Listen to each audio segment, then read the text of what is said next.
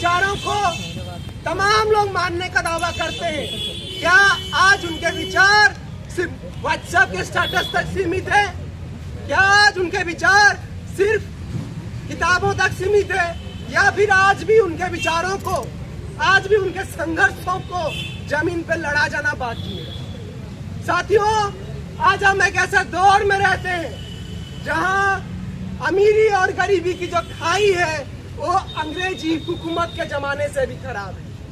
आज हम एक ऐसे दौर में रहते हैं, एक ऐसे समाज में रहते हैं जहां अमीर और अमीर होता जा रहा है और जो गरीब है और ज्यादा गरीब होता जा रहा है। साथियों, आज हम देखते हैं देश में चंद पूंजीपतियों के हाथों देश की पूरी संपत्ति है।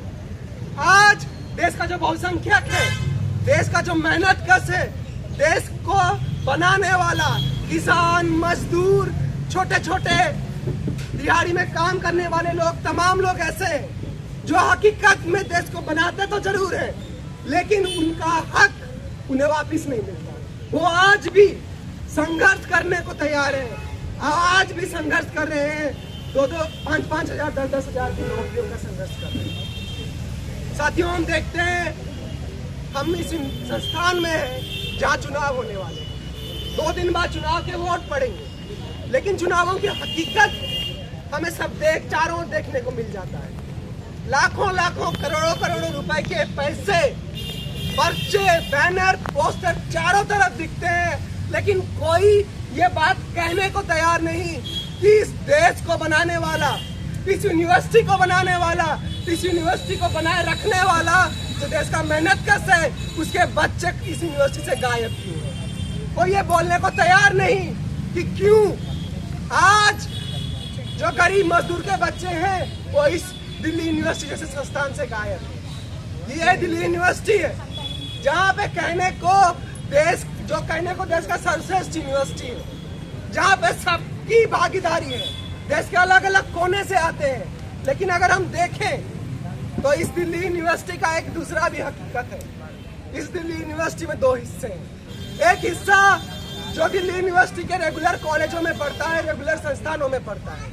एक हिस्सा वो भी है जो गरीब मेहनतकश परिवारों से आता है, लेकिन स्कूल ऑफ ओपन लर्निंग जैसे डिस्टेंस ओपन मोड की क्लासेस में पढ़ने को मजबूर है। ये कौन छात्र हैं? ये वो छात्र हैं जो यहाँ रोज रेडी लगाने वाले के बच्चे हैं। ये युवा वो हैं जो फैक्ट्री में काम करने वाले मजदूरों के बच्चे हैं। ये युवा वो हैं जो किसान, जो खेती करता है, अपना हाथ तोड़ मेहनत करता है, उसके बच्चे। इन सभी के बच्चे जहाँ पढ़ते हैं, उनके लिए हमारे पास क्या है?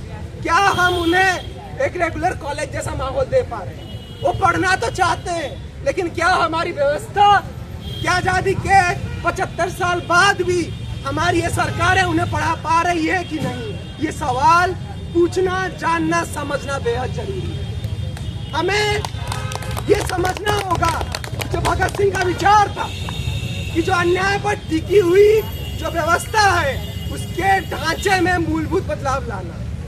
भगत सिंह ये कहते थे कि मेहनत कशों को जब उनके अधिकारों से वंचित किया जाता है, जब उन्हें शिक्षा, स्वास्थ्य, रोजगार जैसे जरूरी मुद्दों से वंचित किया जाता है, तब ये जरूरी है कि हमें अपने संघर्षों को आगे बढ़ाना होगा। आज की जो परिस्थिति है, इस परिस्थिति में जो दलित है, जो आदिवासी है, जो बहुसंख्यक हिस्सा है, उसके मुद्दे गायब होते हैं। हकीकत में उनके मुद्दों को इन पर्चों के सहारे दबा दिया जाता है। हम ये बात पूछना चाहते हैं कि उनके मुद्दे इस शोर में गायब कैसे हो रहे हैं। हम ये पूछना चाहते हैं कि जो तमाम संगठन यहाँ मौजूद हैं, तमाम लोग जो यहाँ पे चुनावों को देखते हैं, क्या कभी भी इन छात्रों के मुद्दे आ पा रहे हैं? क्या ज्यादा कॉलेज खोलकर सभी को शिक्षा मिले, ये बात आ रही है? क्या जो सरकारी स्कूलों में पढ़ रहा है उसे भी सरकारी संस्थानों में एक बराबर हिस्सा मिले, इसकी बात कोई कह रहा है? कोई नहीं कह रहा। इससे ये साफ जाहिर होता है कि जो संघर्ष है, जो भगत सिंह का संघर्ष था अंग्रेजों के खिलाफ एक शोषण, उत्पीड़न के चक्र को खत्म करने का, वो आज भी टिका हुआ है। आज भगत सिंह के शब्दों में इस देश से गोरे अंग्रेज तो चले गए, लेकिन बुरे अंग्रेजों का राज आज भी है। आज भी हम देखते हैं कि वही शोषण उत्पीड़न चलता है। आज भी मालिक जो है मजदूरों की लूट करता है।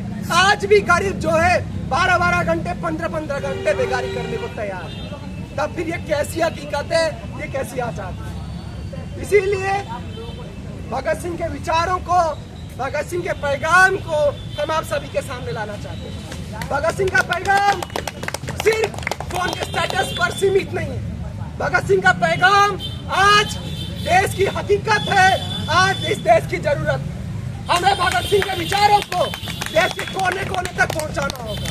भगत सिंह के विचारों को हर एक नौजवानों तक पहुंचाना होगा जो बदलाव की बात करते हैं। हमें इस विचारों को उन मेहनतकश लोगों तक पहुंचाना होगा, उन्हें संगठित करना होगा और एक बेहतर भविष्य के लिए लड़ने को उन्हें तैयार करना होगा। जिस भविष्य में सबको अधिकार मिले, जिस भविष्य में अमीरी और गरीबी के बीच की खाई खत्म न हो, जिस भविष्य में एक आदमी के द्वारा दूसरे आदमी का शोषण न हो, सबको बराबर शिक्षा मिले, चाहे मालिक हो या राष्ट्रपति का बच्चा हो, सबको समान स्वास्थ्य सुविधा मिले, चाहे प्रधानमंत्री हो या देश का मजदूर हो, सभी को बराबर रोजगार मिले, चाहे वो अंबानी अदानी जैसे बड़े बड़े पूंजीपतियों के बेटे हो या फिर देश का हर एक युवा हो। इन सब के बीच की जो खाई है, ये जो पूंजीपतियों के हाथों देश की जो व्यवस्था बिकी हुई है, इसे हमें देश के सभी मेहनतकश लोगों तक पहुंचाना होगा। और उसी पैगाम को आप सभी के सामने रखते हुए आज हम यहाँ क्रांतिकारी युवा संगठन की ओर से आज का ये कार्यक्रम, ये प्रदर्शनी कर रहे हैं। जो भी छात्र यहाँ पे हैं, जो भी युवा यहाँ पे मौजूद है, आप सभी से ये अपील है कि आप भगत सिंह के विचारों को आगे बढ़ाइए। जो तमाम खोखले वादे और झांसों के सहारे मुद्दों को भटकाने की कोशिशें की जाती है, उनसे हटकर जनता के जरूरी संघर्ष को, जनता की जमीनी संघर्ष को मजबूत करें और साथ में मिलकर एक बेहतर समाज और बेहतर भविष्य बनाएं। इनकलाब जिंदाबाद, जिंदाबाद, जिंदाबाद। भगत सिंह को याद करेंगे, नहीं बर्दाश्त करेंगे। भगत सिंह को याद करेंगे, नहीं बर्दाश्त करेंगे। भगत सिंह सुखदेव राजगुरु, भगत सिंह को याद करेंगे, नहीं बर्दाश्त करेंगे। शुक्रिया साथी।